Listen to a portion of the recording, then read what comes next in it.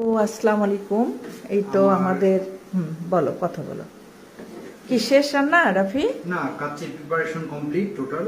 আমি তো এই টাইমের মধ্যে এই যে আলুটা ভেজে নিলাম। কারণ কাচ্চিতে আলু না হলে তো হয় না, মজা হয় না। না, এই যে এখানে হচ্ছে মাটনটা। জি, তো মাটনে আলুগুলো বসাই দিচ্ছি। আচ্ছা আচ্ছা, আলুগুলো বসাই দিচ্ছি। এ দাও দাও, আমি একটু ধরি, তুমি হেল্প করি, তুমি ইয়ে করো।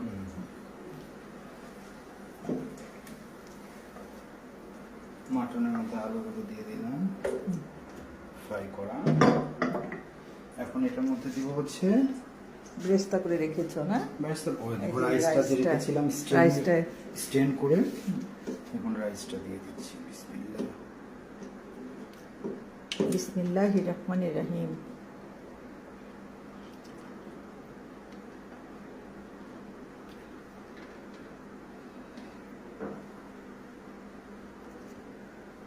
মাশাআল্লাহ, অনেকগুলো হয়েছে না? এত বড় একটা পাতিলে আরো বেশি হবে, বাড়বে? ও আচ্ছা আচ্ছা।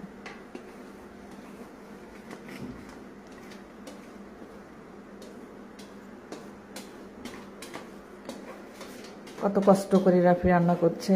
আমার শরীরটা ভালো না, ও সব কিছুই এগুলি রেডি করেছে আর কি।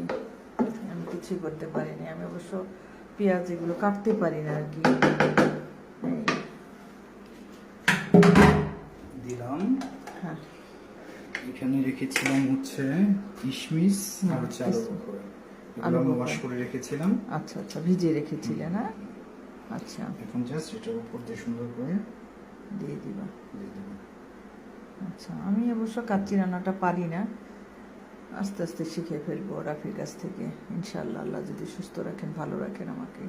আমার জন্য সবাই দোয়া করবেন। আমার শরীরটা একটু মানে বেশি খারাপ, তা দোয়া করবেন। কালকে ডক্টরের কাছে যাব, এই আর কি। দেখা যাক কি হয়, আল্লাহ ভরসা। আমার জন্য একটু বেশি বেশি করে দোয়া করবেন আপনারা। আমাদের সবার জন্যই দোয়া করবেন। আমরাও আপনাদের জন্য অনেক অনেক বেশি দোয়া করি। আপনারা যে জায়গা থাকেন, লিকুইড মিল্ক দিচ্ছ না এখন?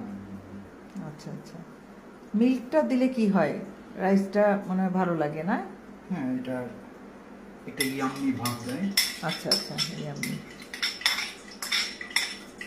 এখন এটা কতক্ষণ ঢেকে রাখতে হবে? এখন দিবা ব্রেস্ট? এখন এটা দমে দিব। আচ্ছা আচ্ছা, দমে দিতে হবে না?